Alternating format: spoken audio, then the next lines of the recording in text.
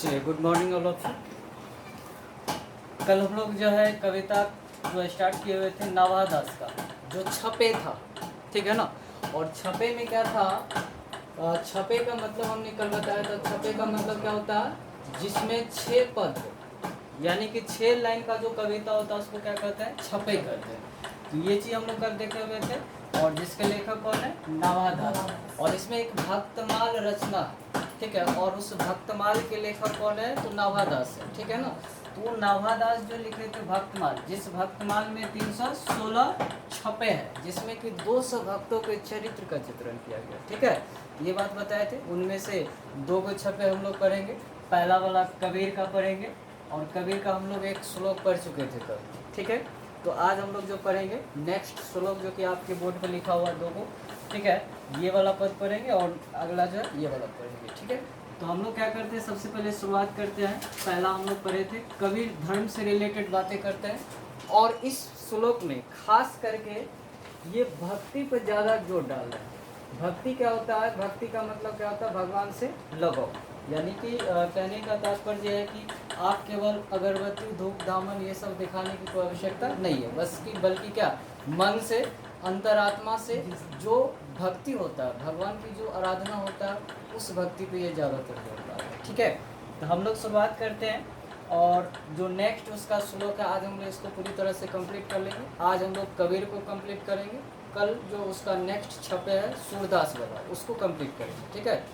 तो हम लोग क्या करते हैं, शुरुआत करते हैं। नेक्स्ट जो इसका ये है, तो सबको दिख रहा होगा, हिंदू तुरक परमान रमैनी सबदी साखी, ठीक है। पक्षपात नहीं वचन सभी के हित की भाषी। आप इसको समझ सकते हैं बढ़िया से। एक बार और मैं कर दूँ, क्योंकि ये भाषा थोड़ा उटपटांग रहता है तो पढ़ने में दिक्कत होता है। हिंदू तुरक परमान रमैनी सबदी साखी, पक्षपात नहीं वचन सभी के हित की भाषी।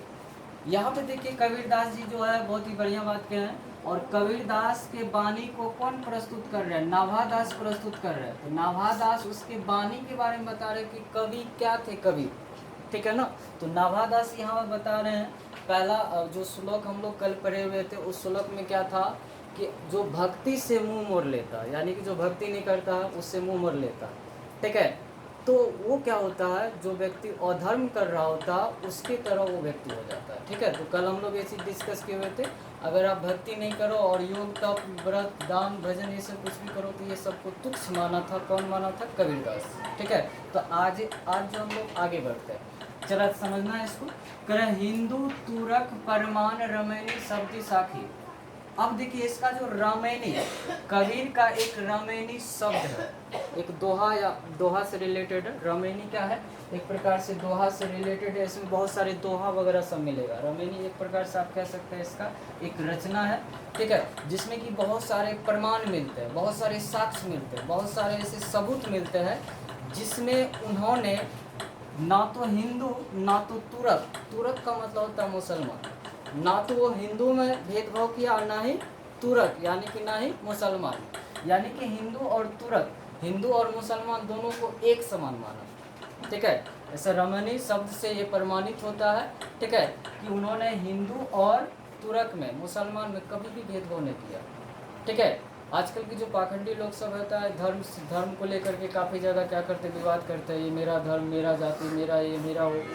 तो कबीर इतने महान क्रांतिकारी कवि थे जो कि कभी भी किसी पे मतभेद नहीं किया। जो सच्चाई होता था वही लोगों के सामने रखने के लिए था, ठीक है। सच्चाई वो कड़वी दवाई है जो कि खाने के बाद समझ में आता है कि मतलब पीने के बाद समझ में आता है कि वो क्या है, असलियत सामने आता है और जल्दी हजम नहीं होता, ठीक है। अगर किसी काले लोग को जाके आप काला बोल दो तो पूरी देर छटपटा जाएगा, वो नहीं छटपटा जाएगा, भर दे लगेगा उसको, ठीक है। आप जाके मोटे को थोड़ा मोटा बोल रहे तो वो दिया जाएगा, वो तो हम मोटे है। मतलब सच्चाई एक्सेप्ट, सच्चाई बड़ा कड़वी होता है। आप बताइए, थोड़ा सा जो बुजुर्ग टाइप का जो आदमी होता है, आप जाकर उसको बूढ़े बोल दो तो वो छटपटा, हम बूढ़े हैं, जो कि उसका बाल वगैरह सब पका रहेगा, तो ये एक्सेप्ट नहीं करेगा, सच्चाई एक्सेप्ट नहीं करता। प्रॉब्लम होती है यहाँ पे, ठीक है ना। इन्होंने कभी भी किसी को बुरा लगे ऐसा काम इन्होंने नहीं किया। जो सच्चाई है लोगों के सामने इन्होंने रखने का कार्य किया, ठीक है। इन्होंने हिंदू और तुरक यानी कि हिंदू और मुसलमान में कोई भी भेदभाव नहीं किया, ठीक है। और उसके बाद पक्षपात नहीं वचन सबके हित की, उन्होंने कभी भी किसी के पक्षपात नहीं किया। पक्षपात मतलब क्या, ना तो वो पूरे हिंदू का सपोर्ट किया और ना ही पूरी तरह से मुसलमान का सपोर्ट किया। ये नहीं कहा कि हिंदू मेरा बहुत बड़ा धर्म है, हिंदू मुस्लिम बहुत बड़ा धर्म है, सबका अपना अपना जगह है, सबका अपना अपना इम्पोर्टेंस है। इन्होंने पक्षपात नहीं किया, किसी एक को अच्छा या किसी एक को खराब नहीं किया, दोनों जो सच्चाई था वो रखा है, ठीक है। इसीलिए रमणी शब्द से ये प्रमाणित होता है कि इन्होंने हिंदू और मुसलमान में क्या किया, कोई फर्क नहीं समझा। ये समझ गए होंगे। और वचन नहीं, पक्षपात नहीं किया, वचन सबके हित की भाषी, उन्होंने जो कुछ भी कहा वो सबके हित के लिए कहा, भला के लिए कहा, ठीक है। चाहे मानना है तो मानिए, नहीं मानना है तो मत मानिए। हम तो सच्चाई कहेंगे, जो आपको पसंद है करिए, और नहीं पसंद है तो उसको फॉलो मत करिए, ठीक है। तो समझ में आया कि हिंदू मुसलमान में कौन भेदभाव नहीं किया, तो कबीरदास। ये रमणी शब्द से प्रमाणित होता है। रमणी शब्द का मतलब होता है कि इसके दोहा या मतलब दोहा जो है या कविता जो है, उससे ये प्रूफ होता है कि उन्होंने कभी भी हिंदू मुसलमान में कभी भी भेदभाव नहीं किया, कभी उन्होंने पक्षपात नहीं किया। उनकी जो वाणी थी सबके हित के लिए थी, ठीक है ना। तो आशा करते ये समझ गए होंगे। अब आप लोग को अर्थ लिखना है और यहाँ से मैं आप सबको अर्थ लिखा दूँ। तो शुरुआत करते हैं। कल भी लिखा है तो वही वाला लाइन को रिपीट करना है। प्रस्तुत पंक्तियाँ सुनेंगे, आराम से लिखेंगे, कॉपी कलम लेकर बैठेंगे। ऑनलाइन वाले जो भी है खाली देखेंगे बस छोड़ देंगे। तो शुरुआत करते हैं बाबू। लिखा है, चलिए, आर यू रेडी। देखिए, प्रस्तुत पंक्तियाँ नाभादास द्वारा रचित, प्रस्तुत पंक्तियाँ नाभादास द्वारा रचित, प्रस्तुत पंक्तियाँ नाभादास द्वारा रचित, प्रस्तुत पंक्तियाँ नाभादास द्वारा रचित भक्तमाल से संकलित है। भक्तमाल के लेखक नाभादास जी। भक्तमाल से संकलित है। मैं रिपीट कर दूं एक बार और। प्रस्तुत पंक्तियाँ नाभादास द्वारा रचित, प्रस्तुत पंक्तियाँ नाभादास द्वारा रचित भक्तमाल से संकलित है, भक्तमाल से संकलित है, जिसमें नाभादास ने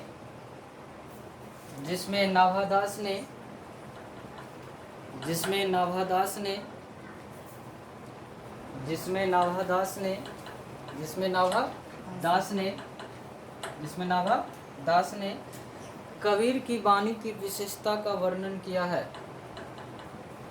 जिसमें नाभादास ने कबीर की वाणी की विशेषता का वर्णन किया है।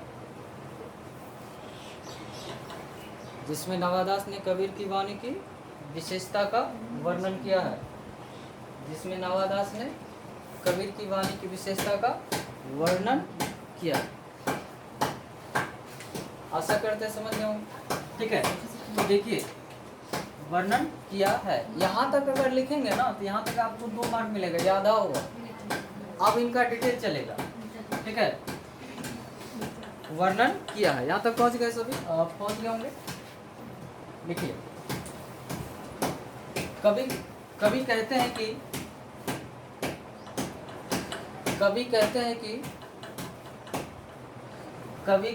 कि कबीर ने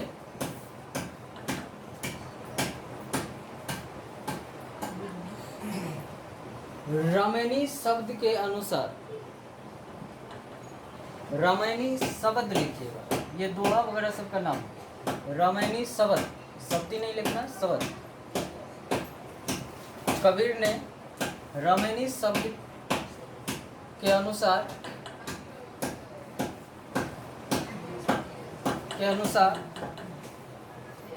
उन्होंने कभी भी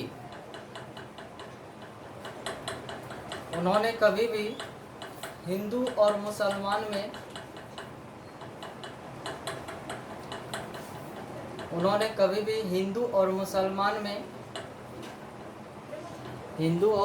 मुसलमान में पक्षपात नहीं किया। पक्षपात को आप कह सकते हैं भेदभाव नहीं किया, पक्षपात नहीं किया, पक्षपात नहीं किया।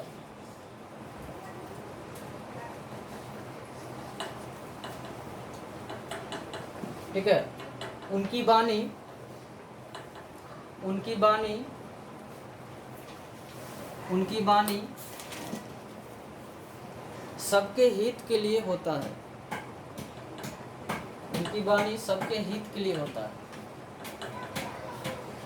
उनकी वाणी सबके हित के लिए होता है, उनकी वाणी सबके हित के लिए होता है। चलिए समझ गए होंगे। उन्होंने हिंदू और मुसलमान में ये प्रमाणित होता है रमैनी शब्द से कि उन्होंने कभी भी भेदभाव नहीं किया। ठीक है, कभी भी पक्षपात नहीं किया। और उसकी जो वचन है, उसकी जो वाणी है, सभी के हित की भाषी, सबके हित के लिए होता है। तो उम्मीद है कि आप सब समझ गए होंगे इस चीज़ को। आगे बढ़ जाए, नेक्स्ट इसका लास्ट है बचा हुआ कबीर का, उसके बाद कबीर कंप्लीट हो जाएगा तो फिर हम लोग सूरदास करेंगे। तो पहले इसको हम लोग देख लेते हैं कि आगे क्या है लिखा हुआ है। क्या, आरूढ़ दशा हुए जगत पे, पहले पढ़ने के लिए आराम समझना है। ठीक है, आरूढ़ दशा हुए जगत पे, मुख देखी नहीं भनी। ठीक है, और कबीर कनी राखी नहीं वर्ण आश्रम खट दर्शनी। ये बहुत ही ज़्यादा इंपॉर्टेंट लाइन है, इस पर ध्यान दीजिएगा बढ़िया से। इसमें बहुत सारा नॉलेज मिलने वाला है, ज्ञान मिलेगा बहुत सारा।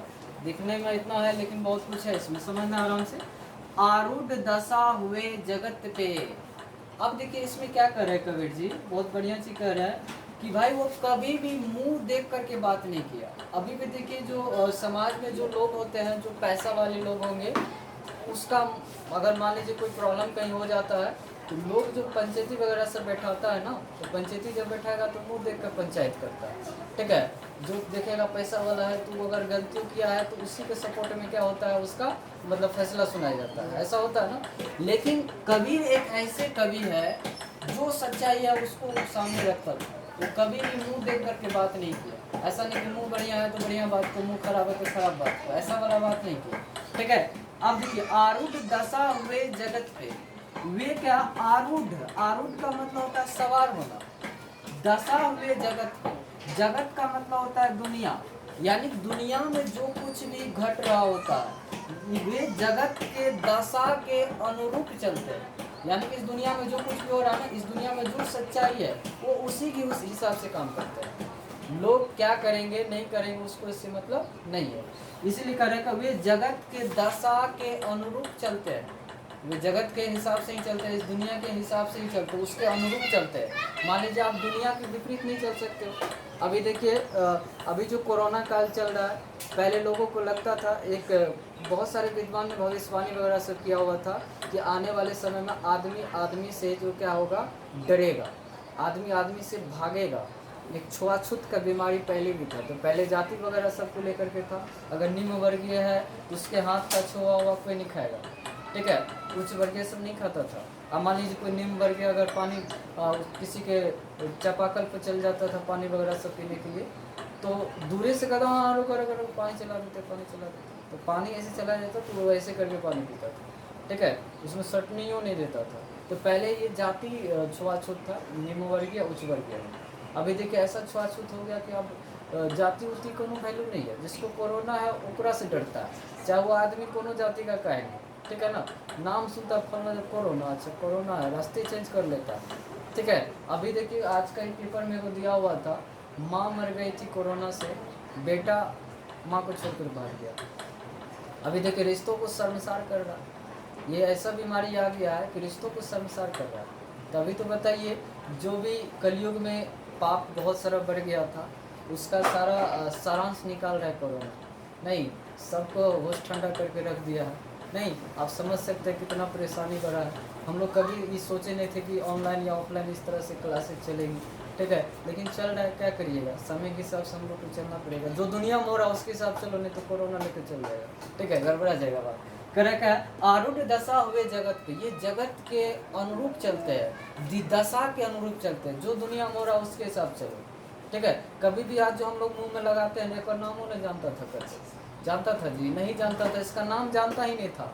आज हम लोग लगाते हैं और सब जानता है, मांस मार्क्स मांस में सब कहता है, बोले भले नहीं आए लेकिन बोलता है। तो हम लोग कभी सोचे नहीं थे, पहली बार हम लोग कभी दुकान पे गए थे, इसका नाम क्या फिल्मों में देखते थे, मुंह में लगाया जाता था, विलन वगैरह सब लगाते थे। आज देखिए घर घर सब बच्चा समझता है मांस क्या होता है। ठीक है, तो ये बात होती है, दुनिया में जो हो रहा था उसके हिसाब से हम लोग को चलना पड़ेगा। मास्क नहीं लगाओगे तभी जाकर के प्रॉब्लम क्रिएट हो जाएगा। ठीक है, चालान वगैरह सब फट जाएगा। ठीक है, मुंह ढक करके चलो। ठीक है, अहम काम किए हो कि मुंह ढकना पड़ रहा है? नहीं, उन्होंने काम किए होते तो आज खुलेआम घूमते हम लोग। तो कलयुग में बहुत बड़ा कुछ हो रहा है। चलिए खैर आगे बढ़ते हैं। आरूढ़ दशा हुए जगत पे मुख देखी नहीं भाने। ये दशा यानी कि जो आरूढ़ मतलब दुनिया के हिसाब से चले, सवार हुए। ठीक है, और मुख देखी नहीं बानी, वो कभी भी मुख देख के बात नहीं किया। ठीक है, जो दुनिया में हुआ उसके हिसाब से इन्होंने सच्चाई बताया, मुंह देख करके बात इन्होंने कभी नहीं किया। ठीक है, और कबीर कानी राखी नहीं वर्ण आश्रम खट दर्शनी। मैं आपको समझा दूं आगे वाले पार्ट। यहाँ पे कबीर ने कभी भी मुख देख करके बात नहीं किया, वो दुनिया के हिसाब से चला, जगत के अनुरूप चला। उन्होंने कभी भी मुंह देख करके बात नहीं कहा। ऐसा नहीं बढ़िया लोग है तो उसको बढ़िया बात कह देते हैं, चाहे भले खराब हो काम कह किया, ऐसा वाला काम इन्होंने नहीं किया। जो सच्चाई था वो सामने में रखा। राइट, आगे देखिए, कबीर कानी राखी नहीं वर्ण आश्रम खट दर्शने। कबीर जो है ये कानी राखी नहीं, कबीर जो है कानी राखी मतलब क्या होता है, ये वर्ण आश्रम और खट दर्शन ये सब को बिल्कुल महत्व नहीं दिया। इस सब का भी पोल खोल करके राखी, यानी कि राखी मतलब पोल खोल दिया। आप समझते हैं ना, किसी का अगर सीक्रेट लीक हो जाता है, सीक्रेट मतलब धोखे वाला नहीं, सीक्रेट मतलब गोपनीय बात जो अगर कहीं पर एक्सपोज हो जाता है। जैसे देखिए, अगर आजकल के सबसे बड़का सीआईडी जो है ना, सीआईडी ऑफिसर बच्चा होता है, ओकरा सामने कोनो क्राइम कर न दो, तब देखो सीधा वो चल जाएगा, जो मम्मी के कहने सीधा वो मम्मी के पास चल जाएगा। तब आप उसको घूस देते हो, रुको रुको पैसा देंगे और मतलब चॉकलेट देंगे, कुछ ऐसा होता है ना, तो तब जाकर उसको मनाते हैं। अब फिर जो है अगर आपसे वो मांग दिया और जब आपको कह दिए कि नहीं है, तो फिर जाकर वो आपको ब्लैकमेल करना शुरू कर देगा। ठीक है, जब जब उसको ज़रूरत होगा किसी चीज़ का, कहेगा हम जा रहे हैं कहने के लिए, तो आपको तो करना पड़ेगा, उसको मनाना पड़ेगा, नहीं तो फिर प्रॉब्लम हो जाएगा ना। यहाँ पर देखिए, आरूढ़ दशा हुए जगत पे मतलब क्या, वो जगत के हिसाब से चलते, उसके अनुरूप चलते, उसको उल्टा नहीं चलते। ठीक है, और देखी नहीं भानी, और वो कभी भी किसी के मुंह को देख करके बात नहीं करते। कबीर ने कानी राखी, पोल खोल करके रख दिया, नहीं इसका पोल खोल कर रखा। ठीक है, वर्ण आश्रम का, वर्ण आश्रम का मतलब होता है वर्ण का, और वर्ण का पोल खोला, आश्रम का पोल खोला। उसके बाद खट दर्शनी, खट दर्शनी यानी कि खट का मतलब होता है छह दर्शन का मतलब इन्होंने क्या किया, पोल खोल के रखा। ये सबको महत्व नहीं दिया, पोल खोलने का मतलब ये सब का बिल्कुल महत्व नहीं दिया, जो कि सीधा समझिए शास्त्रों वगैरह सबसे रिलेटेड है। इस सबसे बिल्कुल इस सब का महत्व ही नहीं दिया इन्होंने। ये दुनिया के हिसाब से चला, दुनिया में जो रहा उन्होंने अपना थिंकिंग करके रखा, इस सब का कोई महत्व नहीं दिया। आप सोच सकते हैं वर्ण कितने हैं, तो 4 वर्ण होते हैं, वर्ण 4 होते हैं, आश्रम भी 4 होते हैं, और दर्शन 6 होते हैं। ठीक है, तो वर्ण में बताए थे ब्राह्मण सबसे बड़ा, पहले 4 वर्ण होते थे जिसको आप लोग जाति बोलते हैं, वर्ण को ही जाति बोला जाता है। ठीक है, जाति बोला जाता है। तो ये ब्राह्मण, ठीक है, ब्राह्मण, उसके बाद जो है पहला वर्ण था ब्राह्मण, उसके बाद जो है क्षत्रिय, ठीक है, उसके बाद जो है वैश्य और शूद्र। ये 4 वर्ण है, 4 जाति होता है पहले के हिसाब से। अगर शास्त्र के हिसाब से देखा जाए तो 4 जाति है। ये चारों जाति यानी चाहे वो ब्राह्मण हो, क्षत्रिय हो, वैश्य हो या शुद्ध हो, ठीक है, शूद्र हो, ये सब का महत्व नहीं दिया। आगे 4 आश्रम होते हैं। ठीक है, अभी जो हम लोग आजकल के बच्चे क्या होते हैं, 5 साल के हो जाते हैं तो आंगनबाड़ी में या प्ले स्कूल में भेज देते हैं, तो वो उसके लिए आश्रम होता है। पहले आश्रम होता था, 4 गो आश्रम होता था, और वो चारों आश्रम का नाम क्या है, एक ब्रह्मचर्य आश्रम। ब्रह्मचर्य आश्रम का मतलब होता है क्या, ब्रह्मचर्य आश्रम का मतलब ये हुआ कि जब तक आप पढ़ाई कर रहे हो तब तक आप ब्रह्मचर्य हो, और ब्रह्मचर्य धारण करने का एक समय सीमा होता था। ठीक है, समय सीमा क्या होता था, पहले का आदमी का उम्र 100 साल होता था, 100 साल से पहले बहुत कम मरता था। ठीक है, 100 साल से पहले बहुत कम मरता था, प्लस ही में मरता था। अभी भी देखिएगा 1-8% आपको मोहल्ला मिल जाएगा जो कि 100 प्लस है। ठीक है, नहीं उठे हो रहा नहीं बैठे हो रहा, अलग वाली बात है, जिंदा तो है जी। ये तो है 40 साल 45 साल वाला से तो बढ़िया है। अदो गरी कभी माथा दर्द तो ही टनकेगा हु टनकेगा, वैसे तो ठीक ठाक है जी। ठीक है, तो देखिए पहले के एज को 4 भागों में बांटा जाता था और 4 भाग के हिसाब से काम करते थे। आप जरा देखिए पहले के एज को 4 भाग में बांटते थे। अगर आप 100 साल एक लिमिटेशन होता था इंसान का, अगर आप 100 साल है तो इसमें क्या करते थे, 4 से भगा देते थे। तो 4 से भगा देते थे तो क्या आएगा, 25 आएगा। तो 25 इसका 4 को हो गया। ठीक है, अब देखिए पहला आश्रम क्या था, ब्रह्मचर्य आश्रम। उसके बाद क्या था, उसके बाद था गृहस्थ आश्रम। ठीक है, गृहस्थ आश्रम हुआ था। उसके बाद वानप्रस्थ आश्रम। ठीक है, वानप्रस्थ आश्रम। उसके बाद क्या था, गृहस्थ आश्रम, वानप्रस्थ आश्रम और उसके बाद सन्यासी आश्रम। सन्यासी आश्रम, तो 4 तरह के आश्रम होते थे। ठीक है, और 4 तरह का देखिए एज को भी डिवाइड करते थे और चारों को चारों तरह से सेटिंग करते थे। यानी 25 साल में आप क्या कर सकते हैं, सिर्फ 1 साल से लेकर 25 साल तक में केवल आप क्या कर सकते हैं, पढ़ाई के बारे में सोच सकते हैं। आश्रम में चले जाइए गुरु के पास या जैसे भी आपको शिक्षा लेना। अब 25 साल में अगर मोबाइल 4G है जी हो जी किए तो फिर जाकर के आपका ये धर्म नष्ट हो जाएगा। नहीं, तब आप ब्रह्मचर्य के काबिल नहीं है, आपको आश्रम से निकाल दिया जाएगा। ऐसा सिस्टम था, बड़ा ही कड़ा नियम था। ठीक है ना। अभी तो बच्चे तो सब चीज़ में लिप्त होते हैं। अरे में रहता है तो हैकर बारे में सोचता है, अरे में रहता है तो हैकर बारे में सोचता है। नहीं, मतलब जब भी दिमाग ऊपर नीचा करते रहता है हमेशा। ठीक है, अब बताइए 25 साल में सिर्फ पढ़ाई लिखाई के बारे में सोच सकते हैं। 25 साल जैसे आपका 26वां घुसा तो आप सीधा इसमें चल गए। 26 से लेकर के आप 50 साल तक, 50 साल तक केवल आप गृहस्थ जीवन में रहेंगे। गृहस्थ जीवन का मतलब क्या होता है, आप शादी करो और शादी करने के बाद आप पत्नी के बारे में सोचो, परिवार के बारे में सोचो, बच्चे के बारे में सोचो और किसी के बारे में मत सोचो। आप जो होगा हम कोई लेंगे वो नहीं होगा, वो हो ही नहीं सकता। ठीक है, शादी विवाह हो जाने के बाद बहुत कम पड़ता है, जिसका मैन कंसंट्रेट में रहता है वो पढ़ता है, बाद रहती तो बस नहीं पढ़ पाएगा, क्योंकि उलझ जाएगा परिवार में। इसीलिए पहले फिक्स कर दो तो तुम इसी में उलझे रहो, नहीं निकलो मत और बढ़िया से भर पेट कर लो। ठीक है, मतलब परिवार के साथ रह लो, उसके बाद निकलना आराम से। ठीक है, तो उसके बाद ये 26 से लेकर 50 साल में ये सिस्टम था गृहस्थ वाला। उसके बाद वानप्रस्थ था, गृहस्थ से संबंधित। अगर मान लीजिए आप 51 में गए, 51 से लेकर के 75 तक में आप वानप्रस्थ आश्रम में। अब ये वानप्रस्थ आश्रम क्या होता है मैं समझा दूँ। वानप्रस्थ आश्रम का मतलब हुआ आप क्या करो, दुनियादारी थोड़ा घूम फिर लो, देखो दुनिया में क्या घटा है, क्या है नहीं है, सच्चाई क्या है नहीं, किसी रिश्तों की अहमियत क्या होती है, कोई जगह को देखना है, कोई ऐसा मन में लालसा है, उस चीज़ को अगर आपको पूरा करना है तो आप पूरा भ्रमण कर लो, जिसको तीर्थ घूमना बोलते हैं। ठीक है ना। अभी जो हम लोग जो जाते हैं बोलबम वगैरह सब जाते हैं, मुस्लिम समाज में तो हज वगैरह सब जाते हैं ना, तो मतलब पूरा घूम फिर लो आराम से। ठीक है, ये वाला सिस्टम होता था वानप्रस्थ में। उसके बाद कौन सिस्टम है, सन्यासी वाला। आप घूम फिर करके आओ और सारा पैसा टका या जगह जमीन जो है बेटा के नाम से ट्रांसफ़र मार दो। ठीक है, और ट्रांसफ़र नहीं मारेगा तो वही बेटा आपके मौत का कारण बन जाएगा।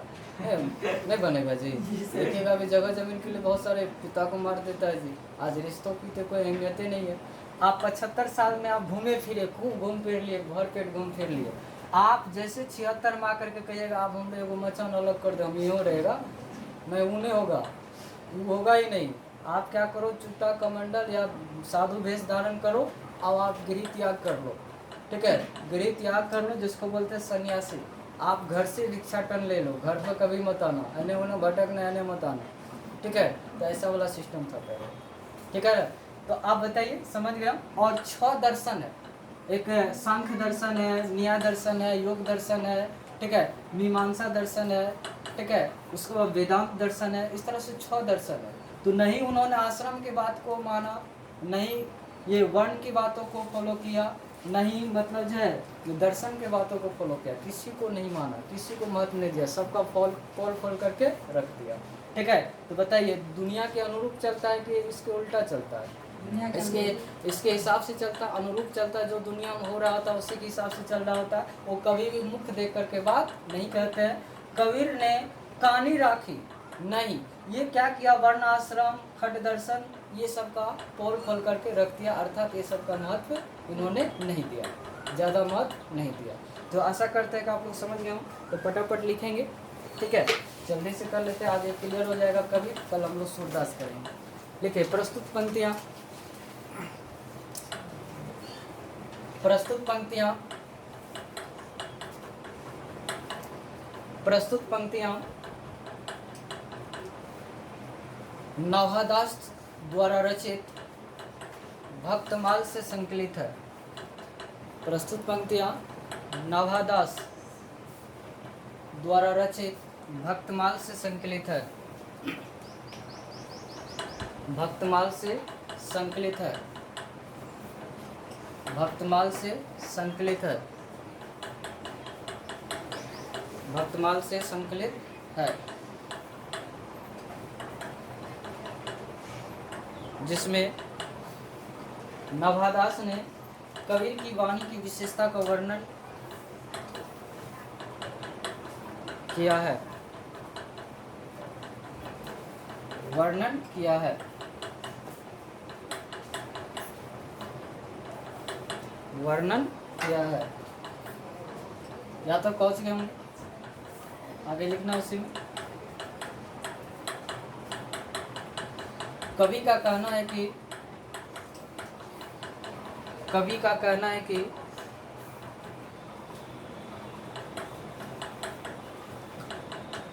कवि का कहना है कि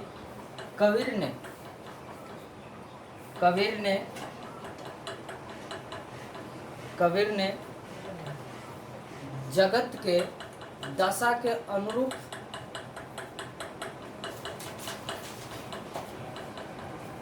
कबीर ने जगत के दशा के अनुरूप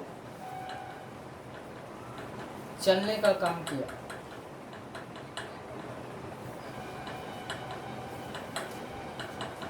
चलने का काम किया। जगत के दशा के अनुरूप चलने का काम किया। उन्होंने कभी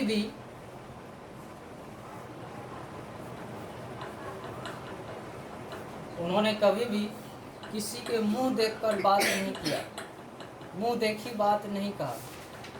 उन्होंने कभी भी मुंह देखी बात उन्होंने कभी भी मुंह देखी बात नहीं किया। उन्होंने कभी भी मुंह देखी बात नहीं किया।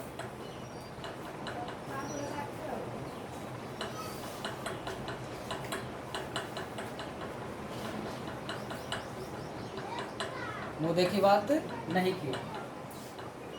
और वे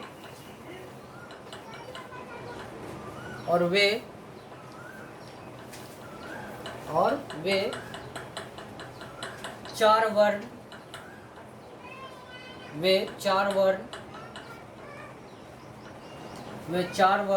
चार आश्रम, चार आश्रम और 6 दर्शन। उन्होंने 4 वर्ण, 4 आश्रम और 6 दर्शन, 6 दर्शन।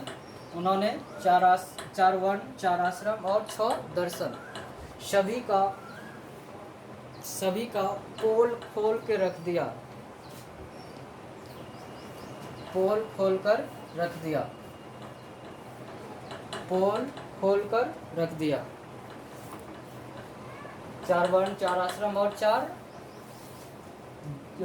दर्शन सभी का पोल खोलकर रख दिया। अर्थात उन्होंने किसी का महत्व नहीं दिया। अर्थात उन्होंने ज़्यादा किसी का महत्व नहीं दिया। अर्थात उन्होंने ज़्यादा किसी का महत्व नहीं दिया। उन्होंने ज़्यादा किसी का महत्व नहीं दिया। चलिए, आपका ये क्लियर हो गया होगा। अब जो है आपका ये कबीर कंप्लीट हो गया। हम लोग क्या करेंगे, कल सूरदास वाला कंप्लीट करेंगे। तो आप सब अच्छे से थोड़ा थोड़ा करके ही पढ़ेंगे, क्योंकि बहुत दिन से आप लोग के दिमाग में जंग लग गया होगा। तो थोड़ा सा इसको फ्री कर ले और आप सब कंटिन्यू बनेंगे। आप रेगुलर पढ़िए। आपका वीडियो आपको हमेशा अवेलेबल रहेगा, दिक्कत नहीं है। आप इससे भी आराम से पढ़ सकते हैं, ठीक है। तो आज का क्लास यहीं तक। अब हम लोग नेक्स्ट क्लास कल करेंगे। Thanks all of you.